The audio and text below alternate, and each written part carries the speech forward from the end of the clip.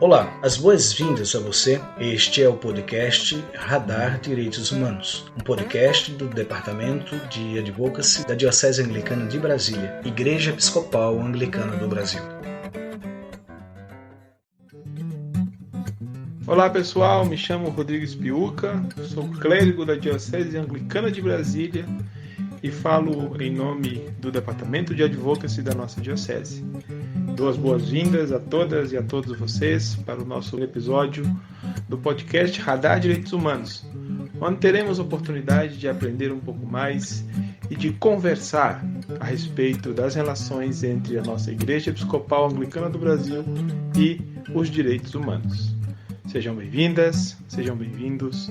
É uma grande alegria partilhar com vocês este momento. Estamos aqui hoje recebendo a deputada federal Érica Cocai, defensora dos direitos humanos, uma pessoa que tem, ao longo da sua história política, sempre se engajado na defesa e na promoção dos direitos de todas as pessoas. Seja muito bem-vinda, deputada. É uma alegria ter a senhora aqui conosco no podcast Radar Direitos Humanos da Diocese Anglicana de Brasília.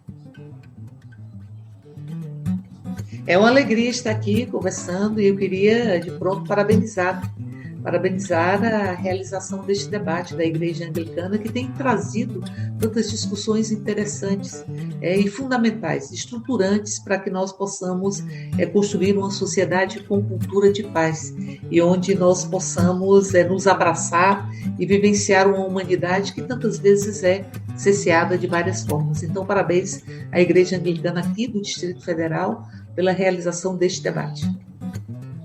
Nosso tema é direitos humanos e mulheres. Então, a primeira pergunta, eu gostaria que a senhora pudesse nos esclarecer a respeito da violência doméstica praticada contra as mulheres. Então, Rodrigo, eu penso que o Brasil não fez o luto dos seus períodos traumáticos, não é? Seja do colonialismo, onde os donos da terra também se sentiam donos das mulheres, das crianças, dos trabalhadores, das trabalhadoras, e tampouco fez o luto da escravidão ou da ditadura. São períodos muito intensos de ferimento da condição humana, ou ferimento dos direitos humanos. E são períodos que, quando você tem a violação dos direitos humanos, você sempre carrega uma violação dos direitos humanos com recorte de gênero. Há sempre uma violência de gênero. A violência de gênero do colonialismo, a violência de gênero na escravidão, a violência de gênero na própria ditadura. Há sempre, permeiam sempre as estruturas violentas uma violência de gênero. E nós vivenciamos no Brasil uma violência, e no mundo, eu diria, uma violência doméstica, que tem um caráter extremamente atentatório contra a existência humana, eu diria. Porque, veja, quando nós estamos nas ruas, ninguém sabe quem somos, nós somos seres anônimos. É para casa que nós queremos voltar todos os dias, que a gente quer que nossos filhos e filhas voltem todos os dias, é em casa que nós nos despimos das nossas máscaras, e ali estão as relações que a gente considera relações mais valiosas para a nossa existência. Existem milhões de mulheres nesse país que têm medo de voltar para casa, porque ao chegar em casa serão vítimas de uma violência, de arrancar elas delas mesmas, porque a violência doméstica ela vai arrancando as mulheres de dentro delas. Isso significa que, de repente, quando elas olham, ficou apenas um vazio, e elas se transformaram no espelho do desejo do outro, e não no exercício de um corpo que tem um protagonismo, que também é um protagonismo essencial para nos validar a nossa humanidade. Eu diria, se você me perguntasse assim, bom, o que são direitos humanos? Aí eu posso te pontuar, direitos humanos é o direito de viver como ser humano. E o que é viver como seres humanos? Seres humanos, nós não somos donos da vida, nós fazemos parte de uma trama de vida que tem uma beleza, e essa beleza está dentro da diversidade que ela carrega, essa trama de vida. Mas nós temos peculiaridades. peculiaridade de podermos ter consciência da nossa vida, pegar a nossa vida pelas mãos, transformá-la. Portanto, a luta nos faz humano. Há a peculiaridade de estarmos sempre adquirindo uma plenitude que só a conquistamos quando nós nos sentimos pertencentes a algo maior do que nós mesmos. Portanto, nós, seres humanos, precisamos do outro ou dos outros, com o outro ou com os outros, em comunhão e em comunidade que a gente resgata as nossas próprias identidades e que a gente se faz humano. Portanto, a existência humana pressupõe afetividade, pressupõe alteridade, pressupõe a condição de sermos donas, da nossa própria existência, do nosso próprio corpo. Os homens, quando nascem donos dos seus corpos, e as mulheres lutam todos os dias para que seus corpos sejam seus corpos. Lutam todos os dias para que o seu não seja o seu não, e não passe pela escuta sexista, patriarcal do outro ou do homem. O não é não. No país que se estima, nós tenhamos centenas de milhares de estupros todos os anos, e a cada 1 hora tenhamos 4 meninas de até 13 anos vítimas de violência sexual, onde 85% das mulheres têm medo de sofrerem violência sexual. E se são mulheres mães de outras mulheres, esse medo é dobrado e esse medo é agudo. Então, portanto, a violência doméstica é atingir o espaço, que é o espaço de relações mais profundas e relações mais valiosas, com uma estrutura de negação do outro, uma estrutura de subalternização do outro. E é ela extremamente doída, extremamente cruel, porque a pessoa que você escolheu, via de regra, para viver com você, é para o resto da vida. Quando a gente escolhe alguém para viver conosco, a gente pode até separar, mas ninguém escolhe achando que vai separar. É uma escolha para o resto da vida. E que, de repente, o objeto do teu amor, do teu afeto, é o agente da agressão contra você. E, para além disso, a violência doméstica, ela não fica dentro dos limites da própria casa. Ela vai e adquire pernas, ela caminha pelo conjunto da sociedade. Aliás, ela tende a reproduzir estruturas e padrões de violência nas crianças que estão dentro daquela casa. Por isso, a violência doméstica, ela é uma violência que arranca a mulher dela mesma, que tem características muito similares à própria tortura. Inclusive, a imprevisibilidade da tortura. A mulher, via de regra, ela nunca sabe se aquela ação que ela vai fazer vai ter do homem um apoio, uma expressão de afeto, ou se vai ter uma expressão de violência. E a Lei Maria da Penha, que é considerada a 3ª melhor legislação do mundo, e por que a Lei Maria da Penha é tão completa? Porque ela não é só uma lei que aumenta a responsabilização ou a punição, que tira a violência doméstica de crimes de menor potencial ofensivo. Ela é uma lei que trabalha com a promoção dos direitos, é o direito de viver sem violência das mulheres, ela trabalha com a proteção das mulheres, para que ela não seja vítima de violência, ela trabalha com a responsabilização, tirando, como disse, do crime de menor potencial ofensivo, e ela trabalha com a reparação do direito violado, porque ela trabalha também com as políticas públicas, e ela prevê que haja uma responsabilidade do Estado para a superação da situação de violência, com a interrupção da trajetória de violência que atinge a mulher dentro do lar e, ao mesmo tempo, com a ressignificação da própria vida. E ela estabelece alguns tipos de violência que não deixam marca na pele. A violência, ela nem sempre deixa marca na pele. Tem uma violência que deixa uma marca na alma, que ela é extremamente doída, e ela é invisibilizada, ela não se vê, essa violência, não se vê as suas marcas, mas elas existem e vão reproduzir estruturas de violência. Ela fala de violência patrimonial, ela fala de violência moral, de violência psíquica, de violência sexual, de violência física. E quando você vê qualquer uma das formas de violência que atinge as mulheres, elas sempre vão estar acompanhadas, essas formas de violência, com o sofrimento e com a violência psíquica. Eu considero que a violência psíquica, ela vai estar na violência patrimonial, na violência sexual, na violência física, na violência moral, enfim, essa violência psíquica, esse nível de buscar destruir o outro na sua condição de sujeito, e, como eu disse, é uma condição que reafirma a própria humanidade. Por isso, é muito importante que nós possamos entender que combater a violência doméstica ela é fundamental para que a gente possa construir uma sociedade que seja uma sociedade que a gente não tenha medo das ruas, nem tenha medo das noites. É uma sociedade onde você resgate a cidade, que é negada em grande medida para as mulheres. De madrugada, a cidade não pertence às mulheres. De noite, via de regra, a cidade não pertence às mulheres. Então, é uma cidade negada, é uma cidade que nega as expressões de afeto, a cidade que nega a liberdade de ir e vir, e nega de várias formas, é uma cidade que não é a mesma para todas e todos. Por isso, para que nós tenhamos de volta a cidade, de volta às ruas, de volta à noite, porque nem as ruas, nem a noite, nem as noites foram feitas para que nós pudéssemos senti-las como ameaças. É preciso enfrentar a violência que atinge as mulheres. Mais de 50% da população brasileira são as mulheres, que são vítimas de toda sorte de violência, que é um processo de desumanização simbólica.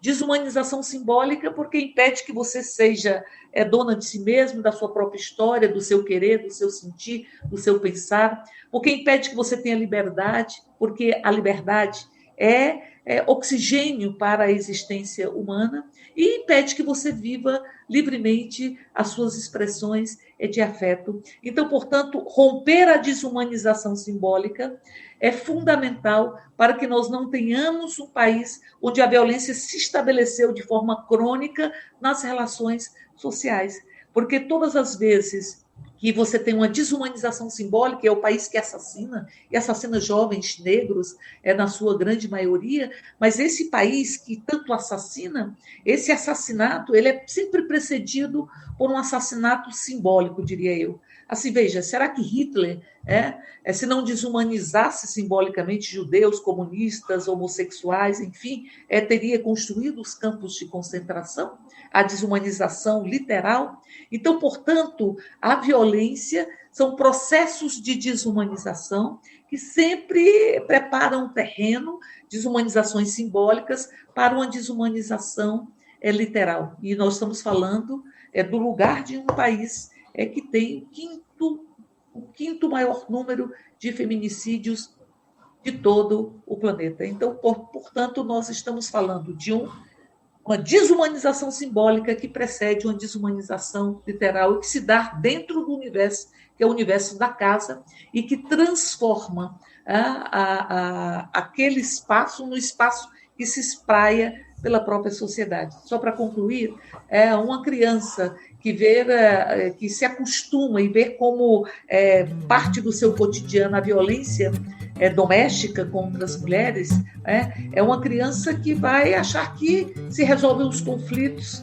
através de relações de violência. Os conflitos se resolvem através dos pactos, através do diálogo, através do respeito, de que o outro tem os mesmos direitos que você tem e, portanto, ele é igualmente humano. Então, o rompimento de desumanização simbólica, assim se resolvem os conflitos, que são naturais ao fato de que nós somos seres faltantes, né? E como seres faltantes, nós somos seres querentes. E como seres faltantes, nós precisamos dos outros para nos completar. E essa criança também vai achar que é normal que aquele que se sente mais forte possa anular o mais frágil e não respeitar as diversas forças que o ser humano tem e as diversas fragilidades que nós também temos. Quando ele se sentir com maior força, ele tende a estabelecer uma relação de anular o outro ou de secundarizar e estabelecer ações violentas contra o outro. E quando ele se sentir mais frágil, ele vai achar que é natural que ele seja que ele se submeta ao que ele acha que é mais forte, que é igualmente antiético contra a ética humana. Nós somos seres que carregamos uma diversidade, que carregamos uma condição singular, cada uma de nós somos únicos e que precisamos da diversidade do outro, da alteridade, para que nós possamos fazer a grande dança da vida com seres humanos inteiros. Por isso é tão importante que nós possamos dotar o Estado dos mecanismos necessários para o enfrentamento à violência doméstica, que é essa violência que anda, que é essa violência que se reproduz e essa violência que transforma o espaço, que é um dos espaços mais importantes para as nossas vidas, de maior relação de afeto. As relações familiares são relações que constroem tanto laços de afetividade e laços de, de solidariedade, não podem ser invadidas e destruídas por relações de violência. Lamentavelmente, a lista, o rol de tipos de violência que são impostas às mulheres é muito extenso. Infelizmente, nós poderíamos aqui listar uma série de outras modalidades de agressão, seja ela física, emocional, mas e a violência política, deputada? Como que ela se opera em relação às mulheres? Então, eu acho uma violência política nós termos uma subrepresentação feminina na Câmara e no Poder Legislativo, nos espaços de poder. Porque penso eu, Rodrigo, que a gente não é discriminada porque nós nascemos mulheres, mas porque se construiu uma concepção, um ideário de gênero que estabelece lugares para as mulheres e lugares para os homens. Então, as mulheres é como se elas tivessem que estar nos espaços domésticos, apenas nos espaços domésticos. Mesmo quando ela adentra o espaço público, através do trabalho, através do estudo, parece que o espaço doméstico continua sendo um espaço que não é repartido. É um espaço que sobrecarrega, portanto, as mulheres, que vão ter a dupla, a tripla jornada. O trabalho não remunerado, ele atinge muito mais as mulheres do que os homens na nossa sociedade. Por isso, as mulheres trabalham mais do que os homens.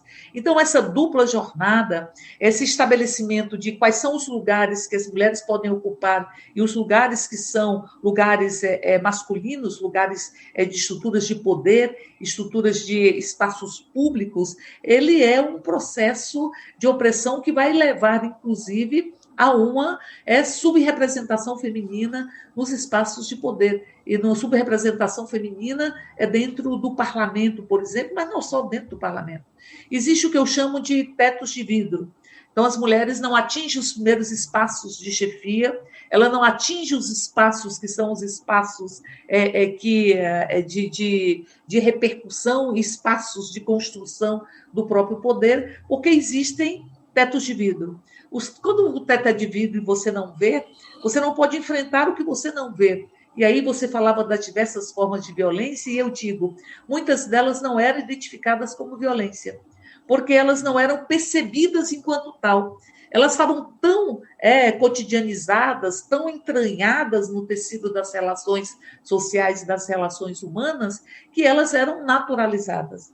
Há pouco tempo que nós começamos a discutir a violência política de gênero, porque ela era invisibilizada. Ou a violência obstétrica, que a grande maioria das mulheres sofrem na hora de terem seus meninos e meninas, porque não podem falar da sua dor, porque não sabem o que está acontecendo com o seu próprio corpo, porque muitas vezes são amarradas, enfim. Então, são tantas violências que foram naturalizadas, e ao serem naturalizadas, não eram identificadas. Você não enfrenta o que você não vê.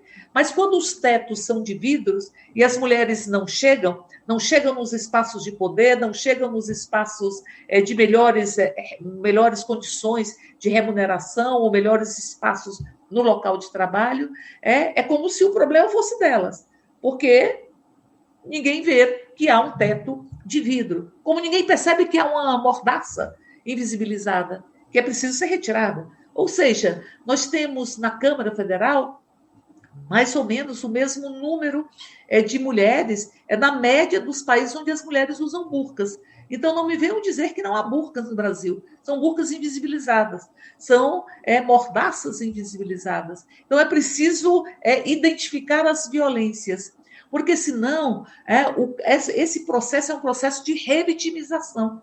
E as mulheres acabam sendo culpabilizadas porque não estão nos espaços de poder, culpabilizadas porque sofrem violência doméstica, culpabilizadas pela violência que sofrem, porque sofrem violência sexual. Ou não foi isso que a gente viu, por exemplo, no julgamento que Mariana Ferrer era vítima e que foi colocada como se fosse ré, como se ela fosse a culpada pela violência que ela sofreu. Essa culpabilização que nós vamos ver quando os homens falam, bom, as mulheres não estão na política e não querem estar. Bom, e cadê a dupla jornada? E a tripla jornada? Não é? E a ausência de discussão de equidade de gênero dentro das escolas, que também querem calar as escolas para perpetuar as relações de subalternidade das mulheres e essa violência política. E quando as mulheres enfrentam tudo isso e ocupam os espaços políticos, a sensação que nós temos, eu estou aqui repetindo um raciocínio feito pela ex-presidenta Dilma Rousseff, em um encontro de mulheres do movimento atingido por barragens, que aconteceu nesse final de semana, e ela dizia, sabe, é como se eles dissessem assim, vocês estão no lugar errado, estão no lugar errado, aqui não deveriam estar, porque esse é um espaço masculinizado, que deve ser espaços de poder estrito para o exercício de uma masculinidade que, por conta disso, se transforma numa masculinidade tóxica. Então, eles querem nos silenciar. Nós sofremos várias violências políticas no exercício dos mandatos parlamentares. E quantas mulheres, e mulheres negras, mulheres trans, que foram eleitas nessas últimas eleições, em 2018, e que foram ameaçadas. E Marielle Franco, que é uma expressão de uma violência política extrema, onde se tentou calar ideias, sem saber que ideias são imunes às balas, como também são imunes às grades. E se tentou e se executou Marielle. Eu lembro de um dos últimos discursos de Marielle, que ela na tribuna dizia, vocês não vão me interromper, vocês não vão me interromper, porque não queriam deixar que ela falasse. E quantas de nós hoje, a semana passada, todos os dias, eles tentam nos desqualificar, nos chamar de gaiolas das loucas, dizer que nós somos histéricas.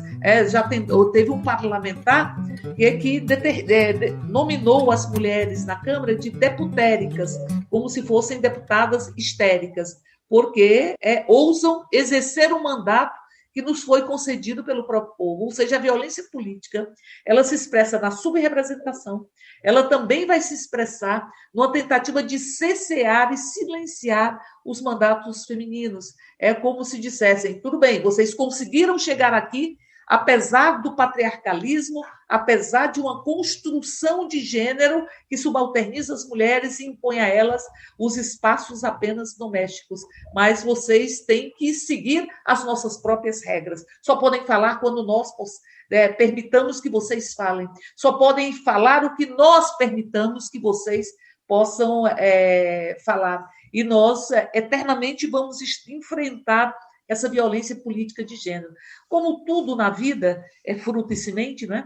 Porque a semente vai virar um fruto, e o fruto vai virar uma semente. A vida é dialética, né? A cada tese, uma antítese que se constrói síntese, que se transforma em novas teses. Por isso que os arbitrários, o arbítrio, os fascistas, os ditadores, eles negam a evolução do pensamento humano, porque é a contradição que se estabelece, é a liberdade de ideias e de falas que possibilita o avanço da humanidade. Então, esta sociedade patriarcal, de quem não fez o luto do colonialismo e de todas as violências de gêneros que se expressam em todos os momentos do nosso país, provocam a subrepresentação.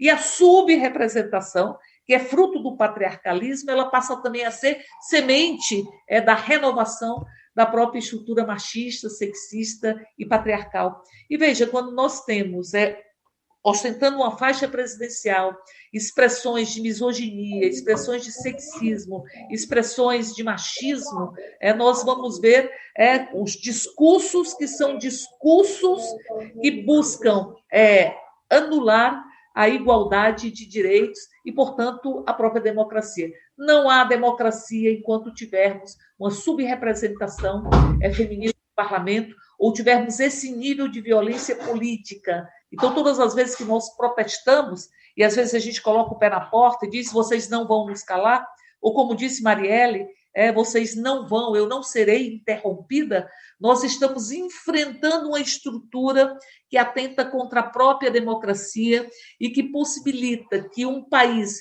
com uma das elites mais cruéis da América Latina e com tantas desigualdades, eles possam se consolidar. Por isso digo que a luta contra as violências que atingem as mulheres ela não é uma luta menor. Ela não é efeito colateral. Ela não é, eu digo, cereja de bolo, chantilly de café.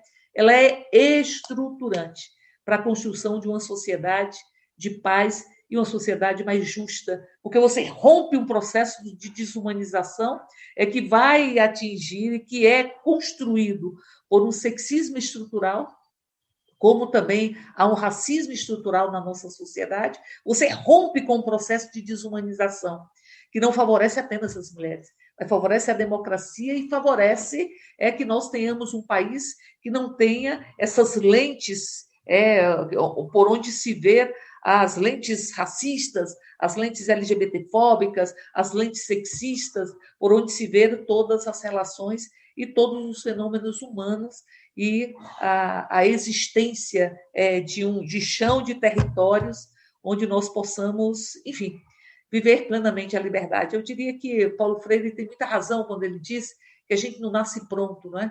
A gente é fruto da trama das nossas relações. Eu digo, a gente também nem sai daqui pronto, a gente vai se fazendo. A gente também é fruto de quem já foi, dos nossos ancestrais. A gente também é semente de quem ainda vai chegar, porque ser humano é um ser histórico. E quando a gente rompe a nossa historicidade e a gente tira do povo o seu acesso à memória da sua própria realidade ou à história das construções, das relações econômicas, culturais, enfim, você fere também a humanidade. Violência política é uma violência que nós, inclusive, já aprovamos uma legislação para enfrentá-la, que ela não era identificada enquanto violência e que nós agora achamos que é uma violência que tem que ser enfrentada das mais variadas formas possíveis. Eu concluo dizendo que eu acho que a gente enfrenta quando a gente intersetorializa, né? Como disse um pouco a Lei Maria da Penha, que fala em políticas públicas. As políticas elas não podem ser isoladas. Se os direitos são indivisíveis, e são, você não preserva um direito massacrando outro direito humano, o direito humano são indivisíveis, são universais, são interrelacionados, né? Você não hierarquiza também os direitos. As políticas públicas que asseguram os direitos também têm que ser enganchadas umas nas outras. É a intersetorialidade, a territorialidade. Identificar os territórios. Território não é só o espaço geográfico que você mede e transforma numa poligonal. É como você constrói as relações sociais, como você constrói as relações afetivas, como é que você constrói o trançar dos saberes, porque todo ser humano carrega um saber que não é menor do que o saber do outro, mas precisam ser trançados. E, ao mesmo tempo, o protagonismo. Protagonismo das próprias mulheres para que nós possamos, enfim, fazer aquilo que Freire fala, é preciso tirar o opressor que está dentro do corpo do próprio oprimido e que se alimenta da própria opressão para se perenizar. Então, protagonismo, é fundamental o espaço de fala. Você percebe que as mulheres não têm muito espaço de fala? Então, precisa ter espaço, até porque as mulheres, via de regra, é destinado a elas os espaços domésticos, que é o espaço com menos relações sociais. E mesmo que ela tenha o espaço público do trabalho, como disse, o espaço doméstico que é de sua própria responsabilidade. Então, é preciso estabelecer espaços, territórios de liberdade, territórios que a gente possa vivenciar aquilo que Rosa Luxemburgo fala, que uma sociedade onde sejamos socialmente iguais, humanamente diferentes, posto, digo eu, que somos diferentes uns dos outros, somos diversos, e detentores e detentoras da mais profunda liberdade. É intersetorializar, territorializar e estabelecer espaços de protagonismo, porque aí você transforma em irreversíveis todas as conquistas que nós vamos adquirindo nesse correr da vida, que o poeta diz, às vezes embrulha tudo. Deputada, a senhora mencionou a necessidade de intensificar ou de ampliar os espaços de fala. Os espaços religiosos, tradicionalmente, abrigam um maior número de mulheres do que de homens, em termos absolutos, em números absolutos. Por outro lado, mesmo com essa grande quantidade, com esse maior número de pessoas, de mulheres participando dos espaços religiosos, nós podemos perceber que a liderança desses espaços religiosos, ela não é distribuída de forma equânime. Né? As mulheres enfrentam muitas barreiras, tetos de vidro, como a senhora mencionou, para ascender às posições de representatividade, posições de destaque. Qual é, então, o papel das organizações religiosas, dos movimentos religiosos, das instituições que se afirmam como instituições de proclamação da esperança e proclamação da fé na defesa dos direitos humanos das mulheres? Eu penso, Rodrigo, que a igreja anglicana é um bom exemplo disso. Eu já tive várias oportunidades de estar no dia de celebrar o conjunto das religiões, né? Ou seja, as diversas formas de você dialogar com Deus ou dialogar com o sagrado, que são todas formas que precisam ser respeitadas. Não é toleradas, né? Tolerância sem respeito, eu acho que é hipocrisia. Nós precisamos respeitar e, ao mesmo tempo, fazer as nossas homenagens à diversidade religiosa, à liberdade de credo, que a gente vai ver na igreja anglicana. Mas vejam, uma igreja... assim, a religião, ela também é um exercício de humanidade, não é? Porque ela significa uma transcendência. Ela significa você, nesta trama de vida da qual nós, seres humanos, fazemos parte, é uma peculiaridade humana. A possibilidade de dialogar com o sagrado, de dialogar com o divino, de buscar entender os mistérios da vida, de onde viemos, para onde vamos, ou seja, de traçar através da religiosidade, que nunca pode suplantar a ciência, porque são expressões diferenciadas da nossa própria humanidade. Mas eu diria que a religiosidade, ela significa essa transcendência, é coisa de gente, é coisa de gente.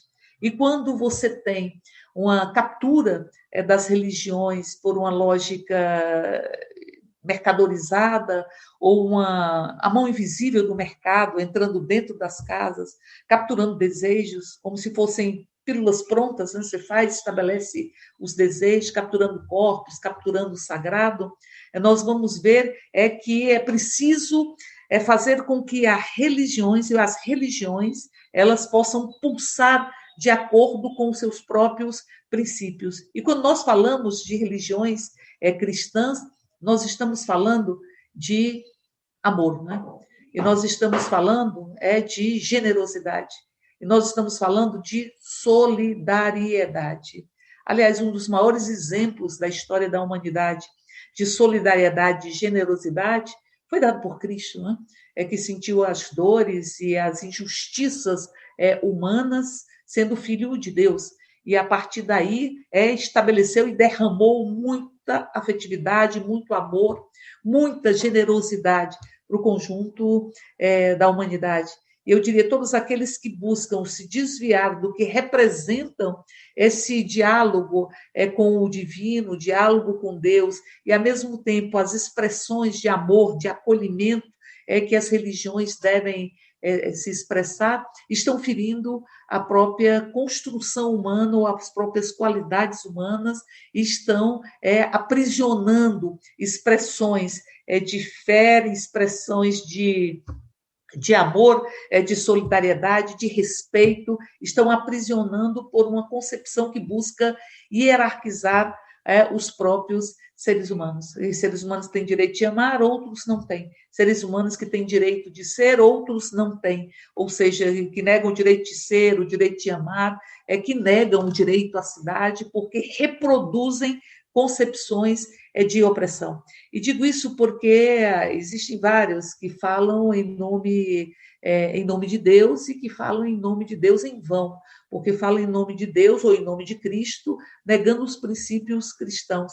Então, a função da religião ou das religiões é de, primeiro, acolher, de não negar as expressões humanas, os fenômenos humanos, e, ao mesmo tempo, não negar que nós temos uma realidade que precisa ser enfrentada no seu caráter doído pelo fortalecimento de nós mesmos e dos nossos vínculos com o que representam os diálogos com o divino e com Deus.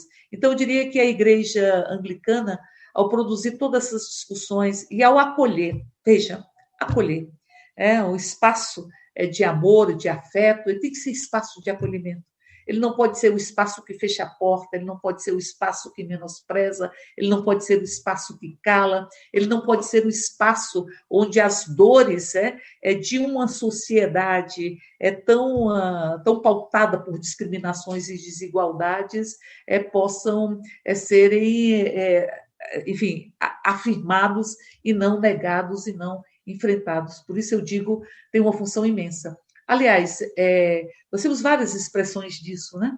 A Igreja Anglicana fala isso, mas o próprio Papa Francisco, quando ele fala em solidariedade, quando ele fala em afetividade, quando ele fala em caridade, né? Que a política é o exercício da caridade, porque é o exercício de se construir coletivamente as saídas para tanto desamor. Então, a política, as expressões políticas humanas e as expressões religiosas também, porque eu acho que assim é preciso, para assegurar um Estado que seja realmente democrático, assegurar que o Estado seja laico, e que a concepção da religião não pode ser utilizada como instrumento para que se conquiste mandatos ou para que se conquiste projetos de poder que sejam projetos de poder particularmente excluentes. A laicidade do Estado é fundamental para manter a sua democracia e a sua liberdade. E a existência das diversas formas de exercício da religiosidade é fundamental para reafirmar a humanidade, e não pode negar essa humanidade. Por isso tem que estar como espaço de acolhimento, como espaço de respeito. Aliás, é amar ao próximo como a ti mesmo. Né? Ali não se fala que você vai amar aquele que é igual a você, aquele que ama como você, aquele que pensa como você, aquele que, enfim, tem a família que você tem. Ali está se falando amar ao próximo como a ti mesmo. E eu acho que é isso que a gente aprende com o exercício da religiosidade no espaço de fé e no espaço de valorização humana, de acolhimento, o espaço de generosidade, que é a própria Igreja Anglicana. Às vezes eu fico pensando, Rodrigo, que o contrário do medo não é nem a coragem, né? O contrário do medo é a fé. A fé em nós mesmos, a fé no conjunto da sociedade, a fé em Deus, porque isso a coragem é só a roupa que a gente põe na própria fé. Como diz a canção, é preciso ter fé na vida, não é? É preciso ter fé para aí você ir desconstruindo todas as expressões de tentativa de capturar o sentido das religiões, capturar o sentido desse diálogo com o sagrado, para que sirva a outros propósitos que não seja o propósito de acolhimento, de generosidade, de expressão de amor, de fraternidade, como são os exemplos que Cristo nos deixa da sua própria história, deixa para a humanidade. Eu conversei com a deputada federal Érica Cocai, do Partido dos Trabalhadores do Distrito Federal. Muito obrigado, deputada, pela tua participação, pelos esclarecimentos a respeito desse tema tão relevante, a respeito dos direitos humanos das mulheres. Agora eu te devolvo a palavra para tuas considerações finais. Então, eu penso que a gente está vendo um momento muito doído, né? Se você me perguntar assim, qual é o sentimento que você tem? A gente tem muitos sentimentos de indignação, enfim, de desconforto, de angústia, mas o maior sentimento neste quadro que nós estamos vivenciando de desprezo pela vida, eu acho que é um sentimento de tristeza, que ele não possa dar a última palavra, né? Que a partir disso que nós estamos vivenciando, quase 400 mil pessoas que foram embora. Todo mundo que parte é amor de alguém, né?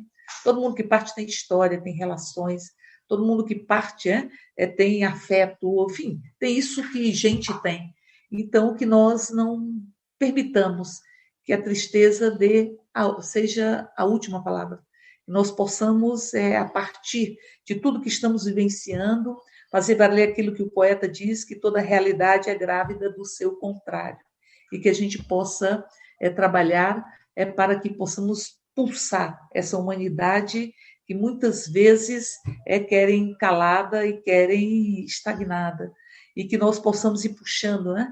Embaixo dos escombros de uma sociedade tão desigual, com tantas discriminações, os fios de vida para construir um amanhã diferente. E eu acho que a Igreja Anglicana trabalha nessa perspectiva, para que nós tenhamos ali um espaço que seja um espaço de acolhimento, um espaço de solidariedade, um espaço para que possamos enfrentar e para que possamos deixar para trás todos os sentimentos de luto, todos os sentimentos, todas as tristezas que nós estamos vivenciando nesse momento. Por isso eu queria apenas parabenizar o trabalho da Igreja Anglicana e dizer que essas discussões, como discussões que dizem respeito a direitos humanos e a direito das mulheres, são fundamentais e estruturantes para a construção de uma sociedade onde a norma seja o abraço, ainda que seja virtual hoje, mas que a norma seja o abraço. É que o outro possa ser abraçado e a gente se sentir abraçado por todos os outros e por todas as outras, para que nós possamos valer o que o poeta diz, e Coelho Bicalho. E falo isso porque as mulheres carregam muita coragem, muita coragem. Penso que coragem é coisa de nascença com as mulheres. Eu já vi muitas mulheres pegar traficante pela garganta e dizer, largue meu filho. Já vi mulheres entrar em boca de fumo de madrugada, pegar seus meninos e dizer, olha, o lugar de vocês é em casa. Já vi mulher pular em rio sem saber nadar para salvar seu menino. Já vi muitas expressões que mostram que há muita coragem nas mulheres. E é em homenagem a essa coragem que eu me calo com Guimarães Rosa, que diz que o correr da vida às vezes embrulha tudo. E que a vida é mais ou menos assim. Ora aperta, ora afrouxa, ora esquenta, ora esfria, ora inquieta, desassossega, ora se aquieta. Mas a vida exige de nós coragem. Tenhamos a coragem que as mulheres, e agora que estamos perto do Dia das Mães, que as mães têm, e a solidariedade que carregam, porque sentem a dor dos seus filhos e filhas, muitas vezes mais do que ele mesmo, e a alegria também. E não apostam só no aqui e no agora, que é a lógica consumista, do prazer superficializado, mercadorizado, mas que aqui trabalham com a perspectiva de construção histórica. Que tenhamos a coragem que as mulheres carregam, todas e todos, particularmente nós, e que tenhamos a coragem das mães pautando as nossas vidas. Lutemos como as mulheres, lutemos como as mães. Um abraço grande e uma alegria estar aqui. E um abraço muito apertado no Bispo Maurício, que tem ensinado tanto a todas e a todos nós. Muito obrigado. Tenhamos coragem e sigamos juntas na luta pelos direitos e por equidade. E é isso por hoje, pessoal. Fiquemos na paz e até a semana que vem. Este foi o podcast Radar Direitos Humanos, da Diocese Anglicana de Brasília, Igreja Episcopal Anglicana do Brasil. Produção e apresentação do Reverendo Rodrigo Spiuca, edição do Reverendo Isaías Torquato e direção-geral do Bispo Maurício Andrade. Se você quiser entrar em contato conosco, você pode nos encontrar pelas mídias sociais, no Spotify, no Google Podcast e no agregador de podcast de sua preferência. E pelo telefone 61 3443 4305 e pela hashtag Radar Direitos Humanos. Até o nosso próximo encontro.